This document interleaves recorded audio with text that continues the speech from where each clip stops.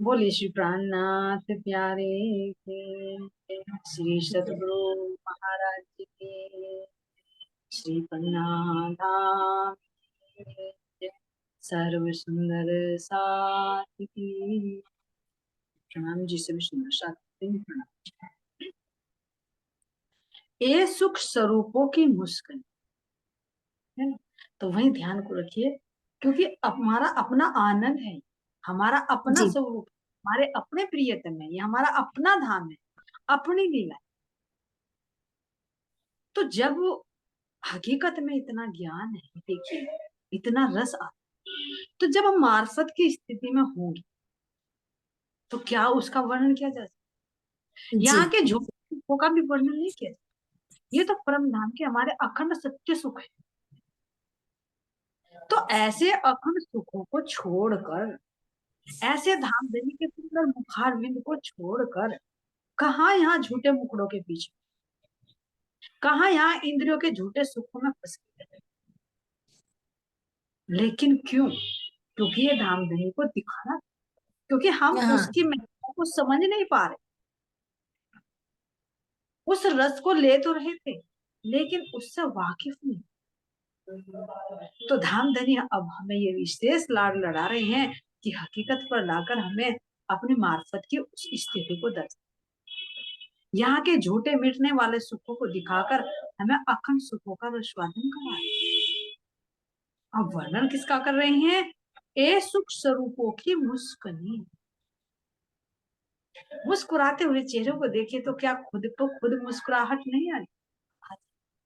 लेकिन रूह देखे तो सही, धाम देने के उस मुस्कुराते हुए चेहरों को छोड़कर यहाँ इस जीव के तन के लटके हुए चेहरों को देखकर वो रोने लगे। तो जैसा देखेंगे वैसा ही तो स्वभाव बन जाए। तो आत्मा का कितना सुंदर स्वरूप, धामधनी का कितना सुंदर स्वरूप, वे तो हर समय हंस रहे, हंसमुख है, प्रसन्न बदन है। इसीलिए कहा प्रसन्न बदन, मंगल रसिक बदन की,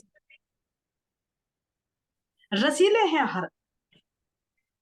यहाँ के अंगों में कितनी गंदगी का रस बहता है, लेकिन हमारे परम धाम, हमारे राज्य महाराज जी के हर एक अंग में वो मधुरता का,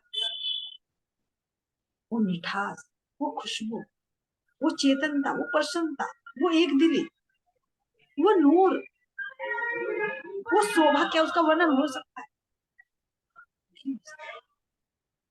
लेकिन फिर भी यहाँ शब्दों में वर्णन किया जा रहा है कि ए सुख स्वरूपों की मुस्कनी।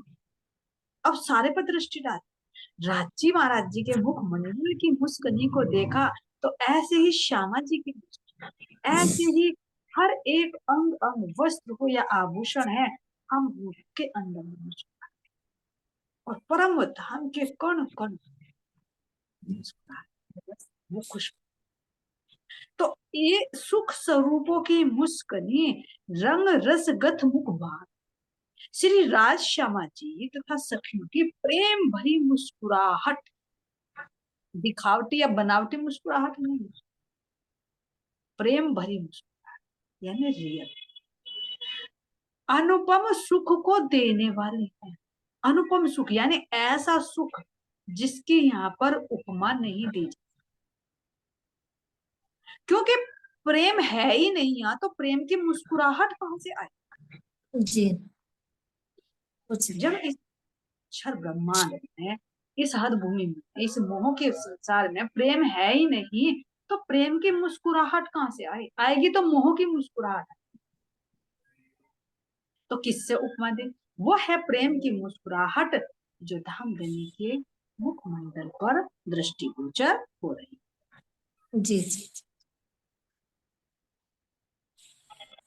तो कैसा, जैसे प्रेम की मुस्कुराहट है, ऐसा ही वो अनुपम सुख दे, क्योंकि ना तो उस प्रेम की यहाँ पर तुलना है, ना उस मुस्कुराहट की तुलना किसी चीज से दे सकते हैं, और उससे जो हमें सुख प्राप्त होता है, क्यों? क्योंकि उससे तो धामधनी के हृदय के सुख प्राप्त होते हैं, हर एक अंग से लेते।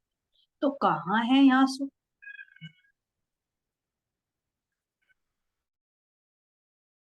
हम सुख को देने वाले, इनके मुख से निकली हुई वाणी, प्रेम रस से सरोबार है। तो जो वाणी है, वाणी में भी वही प्रेम का रस है। दृष्टि देखे तो दृष्टि में भी वही प्रेम का रस है। कहा ना, मंगल रसिक बदन की। तो हर अंग में, जैसे यहाँ पर भी नासिका में भी रस है, रसना में भी रस है, नेत्रों में भी पानी होता है, हर हाँ अंगों में जी। होता है। अंदर ग्लैंड्स होती है, उनके अंदर भी रस है। माइंड होता है, माइंड में भी रस है। हर चीज के अंदर रस। लेकिन ये रस कैसा है? विकारी, गंदगी है। लेकिन हमारे जो नूरी स्वरूप है, हमारे जो हर एक अंग है, उन एक एक रंग में वो रस, कैसा रस है? वो कल्याणकारी, आनंद देने वाला। तो इसलिए कह रहे हैं कि वो ऐसे ही जब रस अंगों में प्रवाहित हो रहा है, तो रसना में भी कैसा रस है? वो मधुरता का रस, प्रेम की मधुरता का। तो मुख से निकली हुई वाणी प्रेम रस से सरोबार, जो हृदय को परम आनंद की अवस्था में पहुंचा। परम आनंद यानी मार्फत की स्थिति। यहाँ पर भी देखो, अगर किसी के तुम मीठे शब्द सुन लेते हो, तो वो कैसे चित्त में अखंड हो जाता है। जी कोई मीठी भाषा बोले तो वो भी चित्त में अखंड हो जाती है, और ये मन करता है कि उसको बार बार उससे बार बार बातें। तो यहाँ भी तुम अनुभव कर सकते हो कि मिठास कैसी है, कड़वाहट कैसी है।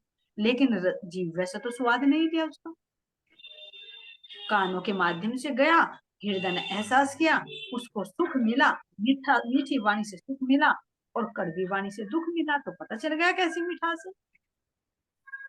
तो यहाँ पर भी तुम इसी तरह से अपने परमधाम की जो हमारी मीठी वाणी है, तो वो कितनी मोहक है, वो कितना आनंद प्रदान करती है, कि कह रहे हैं कि परम यानी मार्फत की स्थिति में पहुंच जाती है। जो एक वाणी बोलता है तो वो रूह उसी के अंदर समा, इसीलिए तो कह रहे कि कहना नहीं पड़ता। फिर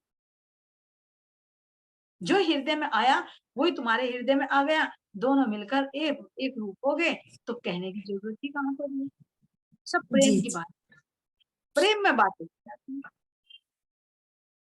जैसे थोड़ा सा यहाँ पर भी देखे कि पति पत्नी है, या कोई प्रेमी और प्रेमिका है, तो उनके कैसे बोल होते हैं, उनके कैसे इशारे होते हैं, कैसे दिल की बातों को समझ जाते हैं। यहाँ तो द्वैत है।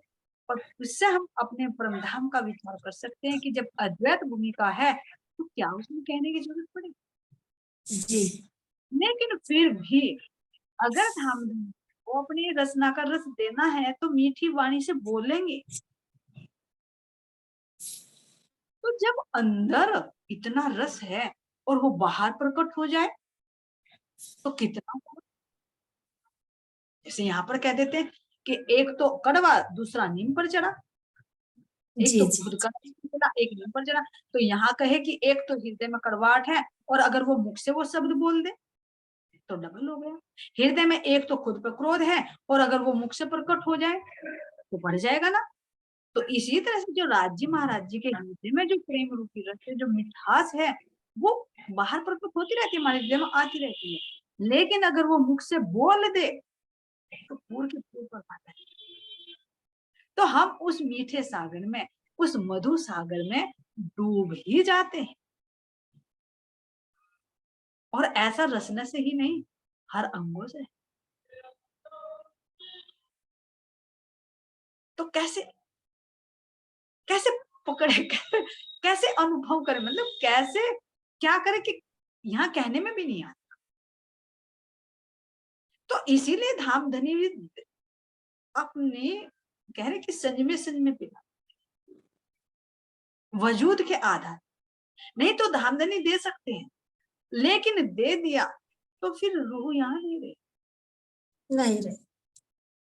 कि कह रहे हैं कि जो पड़े इश्क के कैद में है ना, वो फिर कुछ नहीं करते। बोलना, बुलवाना, गाना बजाना सब बंद हो जाए, जो मार्फत की स्थिति में होते हैं। लेकिन रामधनी कह रहे कि अगर ऐसा हो गया, तो फिर ये भूलने का आनंद कैसे, जी जी जी उस रस को फिर ज्ञान में कैसे देंगे।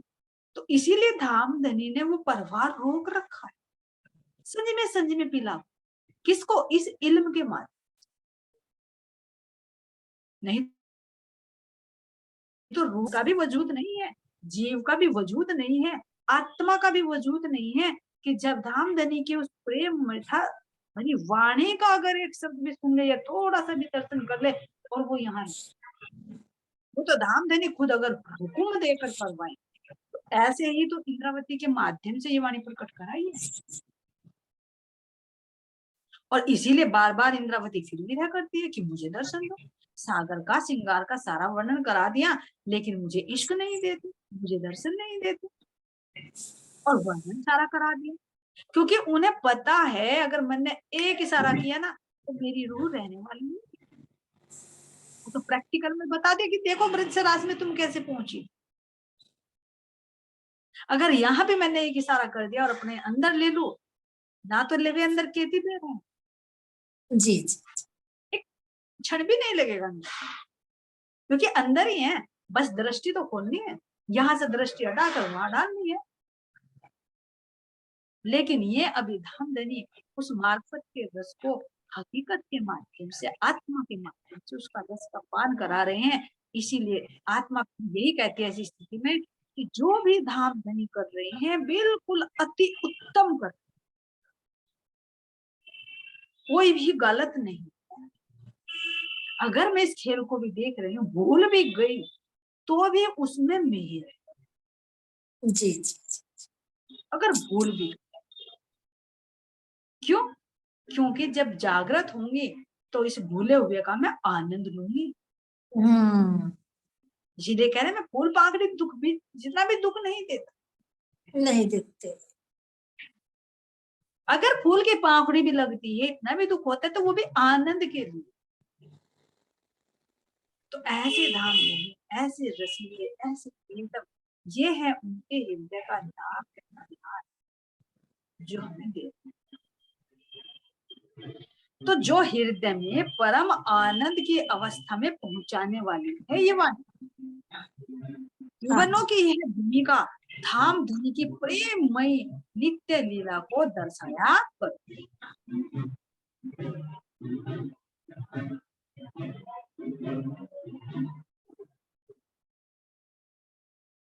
तो कह रहे हैं वनों की यह भूमिका, जो वनों में ये हम लीलाएं करते हैं, वनों का विहार दिखा रही है।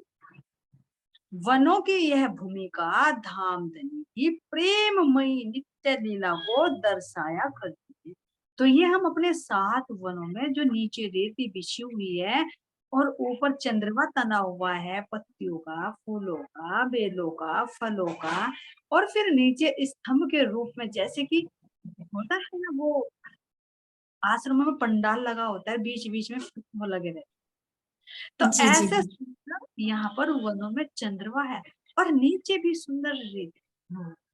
तो इनमें हम ये इस तरह की लीलाएं करते हैं, धामधनी से बैठकर मीठी मीठी बातें करते हैं, यहाँ पर हम गायन करते हैं, नृत्य करते हैं, है ना। तो जैसे नृत्य अभी जैसे शब्द सुने, है ना, एक लय में गाया जाता है। कोई ढोल तमाके भी, जैसे अभी देखा है कि बंदर है, लंगूर है, वे अपने वाद्य यंत्र को लेकर आते हैं, तो शब्दों को सुनकर एक तो उमंग है ही, एक अंदर की ओर भी शब्दों का अनुभव करो। अगर शब्द हैं तो इन शब्दों में कितनी पावर है, बहुत पावर, जिसमें बल नहीं नशा, वो उसको भी दौड़ा दे। देखो तुम वैसे दौड़ो तो नहीं दौड़ पाओगे, लेकिन म्यूजिक लगाकर दौड़ो तो एक अंग में ऊर्जा आती है। इसीलिए देखो होगा जो रनिंग करने वाले बच्चे होते हैं वे लीड लगा लेते हैं और म्यूजिक चला देते हैं, क्योंकि वो उनको मिलती रहती और उसके अकॉर्डिंग फिर ये अंग भी क्रिया करते। तो ऐसे हमारे परम धाम के अंदर जो हम लीला करते हैं, तो हर एक जगह वही वाद्य यंत्र, वही पशु पक्षी, सब चीज मौजूद है। तो एक तो हमारे हृदय में वो उमंग है, वो रस है, वो मिठास है, और दूसरा कानों के, दूसरा नेत्रों के माध्यम से बाहर से भी वो रस, तो कितना गुना बढ़ जाता है। तो यहाँ हम अपने इन वनों में ये लीलाएं करते हैं। अब कह रहे हैं अब क्यों कहूं भूकण की। अब ये तो अंगों का वर्णन किया, अब जो आभूषण है वे कोई कम थोड़ा जी ना के अंग ही है। जैसे आंख, नाक, कान, सबके माध्यम से वो हृदय का रस हो रहा है, तो ऐसे ही जो धामधनी की स्किन में वो रस आया है, उस स्किन से जो वस्त्र बने, तो वस्त्रों के अंदर भी तो रस आया, और वस्त्रों के फिर प्रकाश से वे आभूषण बनते हैं, तो उन आभूषणों के अंदर भी रस है। तो इसलिए कह रहे हैं कि अब क्यों कहूं भूकन की, क्यों कहूं बानी मिठास, अब मैं परम धाम के नूरी आभूषण तथा माधुर्यता के चरम को छूने वाली बोले की मिठास का कथन कैसे। जो आभूषण है और जो धामधनी की मिठास है, और इन आभूषणों की भी मिठास है। कहा ना, जो घुंघरू लगे हुए हैं ना, इन घुंघरू के जो दो मुंह है और उन पर सुंदर कांगरी बनी हुई है जैसे कि अधूर हैं, तो ये भी मुस्कुरा मुस्कुरा कर, टकरा टकरा कर, बोल बोल कर, मीठी मीठी भाषा निकाल, जी शब्द जी निकाल। जो चरणों पर जो झांझरी है, उस पर जो पुतलियां बनी हुई है, वे कैसी अपनी अपनी मधुर मधुर भाषा में गायन करती, हाथ में हाथ पकड़कर कैसे नृत्य करती है। उनके भी वस्त्र हैं, उनके भी आभूषण है, तो एक आभूषण के अंदर कितनी सारी चीजें, इसीलिए तो पूर्णात्मा। तो इसीलिए कह रहे हैं कि उनकी जो मिठास है वो माधुर्यता के चरम को, माधुर्यता का चरम समझना कि आशिक और मासूक दोनों एक हो जाए, एक ये है माधुर्यता। यानी मैं परम धाम के नूरी आभूषण तथा माधुर्यता के चरम को छूने वाली बोली जी जी जी हृदय में उतर जाए और हृदय को हृदय से मिलान कराए, तो मिठास के चरम को छूने वाली वो बोली, चाहे वो आभूषणों की हो, चाहे वो आंख नाक कान की, उस मिठास का वर्णन कैसे करूं। प्रियतम की उस अलौकिक प्रेममयी लीला का भी वर्णन कैसे करूं, जो अंगनाओं के अंग अंग में उल्लास देने, जो प्रेममयी लीला। तो एक तो खुद ही अंग ऐसे हैं, एक वस्त्रों के अंदर भी वो आनंद वो रस है, फिर आभूषणों के अंदर भी वो रस है, और ऊपर से धामधनी अनेक प्रकार की लीला भी करते हैं। ये तो नहीं है कि सुंदर स्वरूप है, उसको सुंदर वस्त्र पहना दिए, सुंदर आभूषण पहना दिए और खड़ा हो गया बुद्ध की तरह, तो कितना आनंद है। ये तो आनंद देते हैं। यहाँ भी तुम दुल्हन को या दूल्हे को सुंदर वस्त्र आभूषण से सज्जित कर दो और वो ऐसा खड़ा हो जाए, क्या अच्छा लगेगा। लेकिन वो बोले, हाव भाव करे, नृत्य करे, तो उसकी शोभा में और चार चांद लगा, क्योंकि चेहरे पर जो मुस्कुराहट है वो सारे श्रृंगार का मूल है, सार है। कितने सुंदर वस्त्र पहन लो, आभूषण पहन लो, श्रृंगार सज लो, लेकिन मुंह लटका कर खड़े हो जाओ तो सारे श्रृंगार की शोभा। बेकार। लेकिन एक आभूषण सजे हुए, दूसरे चेहरे पर मुस्कुराहट हो, मधुर मधुर वाणी बोलते हो, नैनों से नए नए हाव भाव हो, नए नए तरह की लीलाएं करते हो, तो कितने को आकर्षित करेंगे। तो ये एबिलिटी क्या हमारी धामधनी की। एक तो उनके खुद अपने वस्त्र आभूषण, नृत्य कर रहे हैं, बोल रहे हैं, मधुर वाणी बोल रहे हैं, ऐसे ही धामधनी अब लीला भी कर रहे हैं। कभी वे हाथों से इशारे करते हैं तो वे मुद्रिकाएं नजर आती है, नखों का नूर नजर आता है, जो पहुंची है, कड़ा है, बाजूबंद है, उनकी शोभा झलक। कभी वे बुलाने का इशारा करते हैं तो कभी वे बाय बाय करके भागते हैं कि पकड़ो, मुझे पकड़ सकती हो तो मैं तो चलो दूसरी सखी के पास में वहां आनंद ले रहा हूँ। और कैसे हम सखियों फिर भागती हैं, दौड़ती हैं, कैसे वे अपने चरणों से अलग अलग ठेक मार मार के जी जी जी कूदने की जब लीला होती, जब कैसी ऊंची ऊंची छलांग लगाते, तो एक तो उनका आभूषण, और जब छलांग लगाते हैं तो पीछे से कितनी रेत उड़ती है, और कैसे धामधनी के वे कोमल कोमल चरण दृष्टि में आए। और चरणों को देखते देखते फिर अगर मुख पर दृष्टि चली जाए तो कैसे नैनों से वे हाव भाव करते हैं, कैसे उनके घुंघराले लहराते जो बाल है, वो बाल थोड़ी ना कम है, वे बाल भी लगती हैं, जो पीछे पटके के पीछे जो बाग पर जो पल्ला लटका हुआ है वो कितना सुंदर लहराता है, पिछोरी है वो कैसे लहराती, क्योंकि वो भी तो चेतन है, वो भी तो इशारे करती है। जो धामधनी का जो जामा है, उसका जो बॉर्डर आया है, वो भी तो नए नए स्टेप्स में नए नए रूप डिजाइन। क्योंकि हृदय का सारा भाव उन अंगों में प्रसारित होता है। तो ऐसे धाम धनी के एक तो सुंदर रूप है, सुंदर वस्त्र है, वस्त्रों के ऊपर सुंदर आभूषण धारण किए हुए हैं, और उनमें भी और 4 चांद लगाने के लिए धाम धनी प्यारी प्यारी मीठी मीठी अदाओं से भरी हुई लीलाएं करते, जो उनकी शोभा को और सुंदर करते। तो प्रियतम की उस अलौकिक प्रेममयी लीला का भी वर्णन कैसे करूं, जो अंगनाओं के, जो हम अंगनाओं के अंग अंग में उल्लास बन। क्यों? अब हमारे अंगों में क्यों उल्लास आता है? क्योंकि अद्वैत है, एक दिली। कैसे एक दिली है? हमारे हृदय का तार राज्य के हृदय के तार से जुड़ा हुआ है।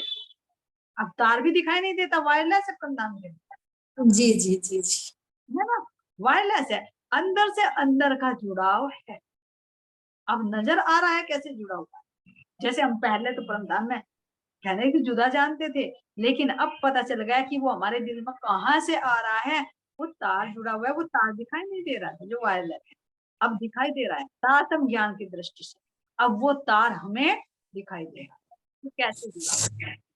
जैसे राज्य के हृदय का प्रकाश गुण अंग इंद्रियों पे आता है, वस्त्र आभूषणों में आता है, ऐसे ही फिर हमारे हृदय के जो प्रकाश बाहर फैलता है तो हमारे गुण अंग इंद्रियों,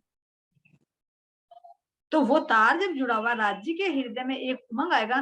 मान लीजिए अगर कनेक्शन जोड़ दिया तो एक के अंदर करंट आया है, तो क्या दूसरे के अंदर करंट नहीं होगा? आएगा।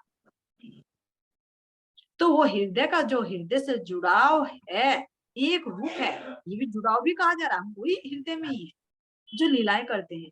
तो जो उनके हृदय में है वो हमारे अंगों में आता है, तो हमारे अंग अंग को क्यों नहीं उल्लास से, जी जी इतनी मस्ती से धाम धनी उस आनंद में क्रीड़ा करते हैं, इतनी मस्ती से हम भी क्रीड़ाएं, जितनी अदाकारी में दिखाते हैं हम भी उनसे कई गुना अदाकारी। तो यही तो कारण था, हमने कह बैठे कि हमारा इश्क बड़ा है, हम तो 12,000 है, इतना प्यार करते हैं। लेकिन ये नहीं पता था कि ये जो धामधनी के अंदर से उठ रही हैं लहरें, ये लहरें हम हैं, हमारे अंदर ये लहरें आ रही। जी लेकिन जी हमने सोचा कि ये जो उमंग हमारे अंगों में आ रही है, ये हमारे अंदर खुद है, इसीलिए दावा कर दिया कि हमारा इश्क बड़ा, हमारी साहिबी बड़ी है। लेकिन अब धामधनी ने दिखा दिया कि देखो रूपो, तुम मेरे ही अंग हो, और ये जो तुम्हें इश्क, ये तुम्हें आनंद की मस्ती जो आती है ना, ये मेरे से आती है। लेकिन हमने कहा कि नहीं, एक बार नहीं 100 बेर आजमा कर दे, जी जी जी हमारा इश्क बढ़। लेकिन धामधनी ने कहा थोड़े न्यारे तो हो जाओ, दृष्टि हाँ को। तो जैसे ही दृष्टि फिराई, अब रो रही है इश्क की धामधनी, तेरे इश्क दिए बिना तो इश्क मिलता ही नहीं। लेकिन धामधनी क्या करते हैं, पहले माया में रुला दिया, फिर जागृत कर दिए, तो इश्क मांगे तो ले इल्म, इल्म लेकर फिर शांत हो जाए, फिर देखे ये कब तक कैदी रहेगी, फिर इल्म में जब। तो धामधनी कह रहे याद करो उस समय को, याद करो तो साहिब, तो हंसने मांगा खेल, तो खेल खुशहाली लेके उठो कीजिए खेल। अब याद करो तुमने जो वो दावा किया था कि हमारा प्रेम बड़ा है, कहाँ गया वो प्रेम? अब कह रही रूह कि वास्तव में धामधनी अब पहचान लिया कि तेरे दिए से ही हमारे अंदर ये इश्क आता है, और इसी इश्क से आपके दिल का दरवाजा खुलता है। तो ये निरूपण, तो ये धामधनी के इश्क के हमने इश्क को समझा, साहिबी को समझ रहे हैं। तो इसलिए हमारे अंदर जो इश्क उमंगता था, हमारे गुण अंग इंद्रियों में वो उमंग आती थी, तो वो कहाँ से आती थी? हमारे हृदय से आती थी। लेकिन उस हृदय के अंदर कहाँ से आती थी? राज्य और श्यामा जी के अंदर कहाँ से आती थी? तो यही बात हो गई। जैसे कोई पावर प्लांट होता है और ये जो ट्रांसफार्मर रख देते हैं, बिजली यहाँ से आए घरों में, और ट्रांसफार्मर पावर उसको भूल जाए कहीं मेरे ही अंदर से तो आ रही है बिजली, लेकिन उसके अंदर भी कहाँ से आ रही? पावर प्लांट से आ रही है उसके अंदर। जितनी पावर वहां से छूटी जाएगी, इतनी उसकी पावर उसके अंदर आएगी, इतनी पावर घरों में आएगी। तो ऐसे ही जो पावर, जो आनंद की लहरें, जो उमंग की लहरें धामधनी के अंदर से उठती थी वो श्यामा जी के अंदर आती थी, और जो श्यामा जी के अंदर से उठती थी वो हमारे गुण। अब पता चल रहा है कि जितना धामधनी आनंद देते थे उससे करोड़ों गुना हमारे अंदर वो बसते हैं। जैसे सूर्य एक होता है, लेकिन सूर्य के अंदर से अनंत किरणें, जी जी सागर होता है, सागर के अंदर से अनंत लहरें उठती हैं, तो वो कई करोड़ों गुना होकर निकलती। और वही चीज होती है जो एक सूर्य के अंदर है, वही एक किरण के अंदर है, जो सागर के अंदर है वही एक उसकी लहर के अंदर,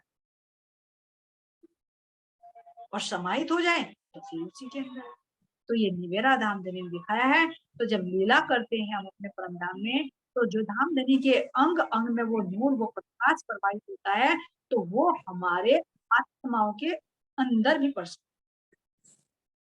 उसका अब हम आत्मा के माध्यम से अनुभव कर पाते।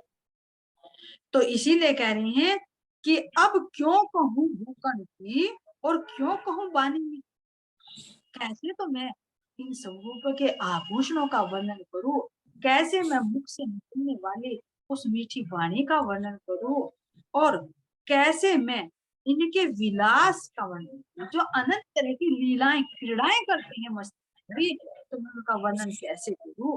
नहीं हो सकता जो करत प्रेम सत्य। अब क्यों कहूं रहते जो पीर को, जो अंग अंग में उल्लास, जो धामधनी से हमारे अंग अंग में वो उल्लास आता है और वो क्रीड़ा करता है, तो मैं उसका वर्णन कैसे करूं?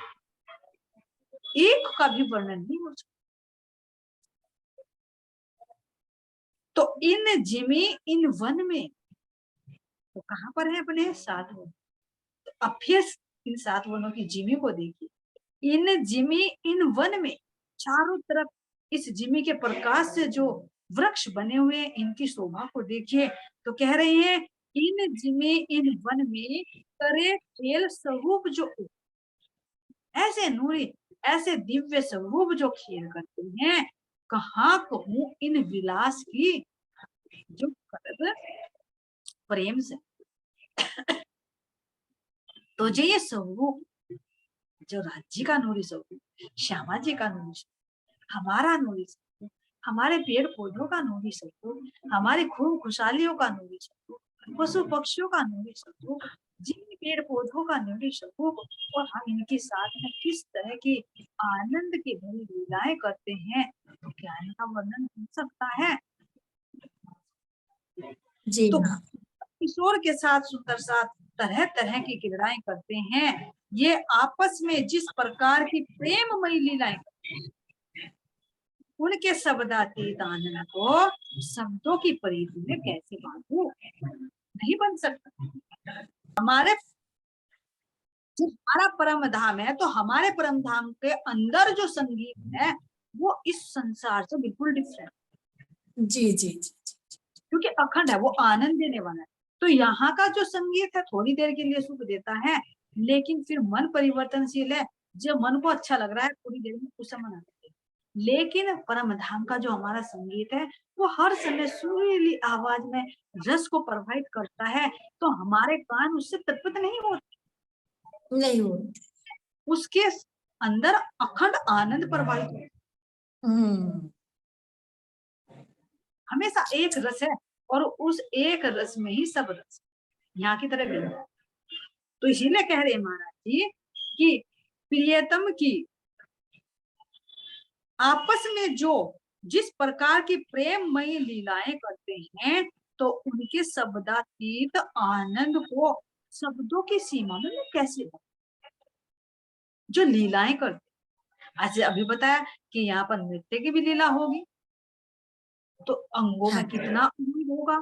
एक तो हृदय में वो रस है, एक वस्त्रों में है, एक आभूषणों में है, और ऊपर से जो हृदय में अनंत भाव निकल रहे हैं, वो नए नए नृत्य के रूप में, कभी गायन के रूप में होगा कि टोली टोली बनाकर बैठ जाएंगे, सखी चल ये सखी गा कर दिखा। कभी कभी दौड़ने की लीला होगी कि चलिए रामधनी को पकड़, कभी कहेंगे कि नहीं श्यामा जी को, कभी सखियों में से किसी को आगे कर देंगे। तो दौड़ने की लीला होती है, पकड़ने की लीला होती है, लुका छिपी की लीला हो कि छिप जाओ इन वनों में। कोई तनों की सीढ़ियों में गुजार रहा है, तो कोई ऊपर पत्तों पर छिप गया, तो कोई ऊपर छत पर चला गया, तो कोई भागते भागते भागते भागते कहां पर जाकर जो बड़बाइयां हैं वहां पर जाकर बैठ जाएगा वृक्षों के अंदर। तो इस तरह से लुका छिपी की भी लीला। यहाँ मधुरता की जो मिठास है, उसको जो फल है उनके आरोग्य में भी मिलेगा। जी जी जी। और साथ में पशु पक्षियों की भी लीलाएं होती है, ये नहीं कि हम ही करते हम्म, हैं। पशु पक्षी भी गायन करके दिखाते हैं, उनके साथ में भी हम दौड़ने की लीला करते हैं, गायन की लीला करते हैं, नृत्य की लीला करते हैं। तो कितने तरह का आनंद। पशु पक्षी भी बहुत कहते हैं कि जो तूने चौथी भूमिका पर नृत्य कर रहा था ना रात, आज यहाँ करके दिखाना, हम भी तो देखेंगे। उसे पता है, लेकिन प्रत्यक्ष में ले कह रही है कि हमें भी देखना है जो वो नृत्य किया था तुमने। हम भले ही यहीं बैठे थे, लेकिन बैठे बैठे हमें सब पता चल रहा था, लेकिन हम फिर अब देखना। तो यहाँ सखियां पशु पक्षियों की इच्छा पूर्ति के लिए नृत्य करते हैं, गायन करते हैं। तो इसी तरह से पशु पक्षी भी गायन करते हैं, नृत्य करते हैं, ढोल तबले बजाते होंगे, विभिन्न तरह के वाद्य यंत्र ले लेकर सुरीली आवाज में गायन करते हैं। अगर सखी कहते नहीं मैं नहीं बताऊंगी, जब तुझे पता तो तू बताना, तो वो वही चौथी भौम की नृत्य की लीला गायन करके दिखाएगा, अपनी मंडली बना लेगा, बैठ जाओ जैसे बैठे रामधन्य को बैठाएंगे, और वो ऐसे ही उस तिथि की नकल उतार उतार कर मधुर ध्वनि में गायन करेंगे। और जब हम सखियां उसको सुनते हैं तो कितने आनंद में मस्त है, हम्म, क्योंकि कॉपी करी हुई चीज ज्यादा खुशी देती। जी जी जी मैं भी देखा हुआ तुमने, ड्रामा होता है कोई, एक रियल चीज हो गई और उसी की कॉपी बनाकर करे, तो वो और अच्छा लगता। जी जी जी। तो इस तरह से यहाँ पर हमें पशु पक्षी भी अपनी लीलाओं के माध्यम से आनंद प्रदान करते हैं। इसलिए महाराज जी कह रहे हैं कि मैं यहाँ के आनंद का वर्णन कैसे करूं, ऐसे हमारे अखंड घर के सुख हैं जिनको शब्दों की परिधि में नहीं बांधा। कई रंग रहस्य संग धनी केते कहूं विलास, प्रेम प्रीति स्नेह कई रीति, मीठी मुस्कनी कई। तो मैंने हमें अपने अंगनाओं के साथ धनी के प्रेम और आनंद की अनेकों प्रकार की लीलाएं। प्रेम, और प्रेम के अंदर क्या है, आनंद। तो सारी लीलाएं किसके कारण होती है, आनंद देने के लिए। आनंद। किसकी लीलाएं हैं, ये प्रेम की लीलाएं हैं। तो प्रेम के माध्यम से लीलाएं करते हैं। कैसे लीलाएं करते हैं, अनेकों प्रकार की। जिन लीलाओं को थोड़ा सा रास के माध्यम से, उसमें कितनी लीला, जी जी आदि आदि लीलाओं को तो यहाँ के शब्दों में हम जान भी नहीं सकते। जी ना। ये तो मेहर करके धामधनी ने थोड़ा बताया कि उड़न खटोले की लीला है, गढ़ की रामत है ना, ऊंची छलांग की रामत है, गुलवनी की रामत है, गायन की रामत है, एकांकी की रामत है, नट की रामत है, कितनी लीलाएं। तो ऐसी अनंत लीलाएं हैं। टहनियों को पकड़ पकड़ कर एक से दूसरे पर कैसे छलांग लगाए, कौन लंबी टहनी पकड़ती है, इस तरह से कितने बांधे करती। तो ऐसा हमारा ये समय होता है जब हम अपने वन में इस तरह से रमण करते हैं। तो इसीलिए कह रहे हैं कि अनेक प्रकार की लीलाएं होती हैं, प्रेम प्रीति और स्नेह जी जी जी की भी अनेक प्रकार की लीलाएं। इसी प्रकार मीठी मुस्कुराहट के साथ हंसी की भी अनेक लीलाएं, हंसी की भी लीलाएं होती है, जिसके आनंद का मैं वर्णन करूं। तो अब ये कह रही है कि प्रेम प्रीति और तीन भाव।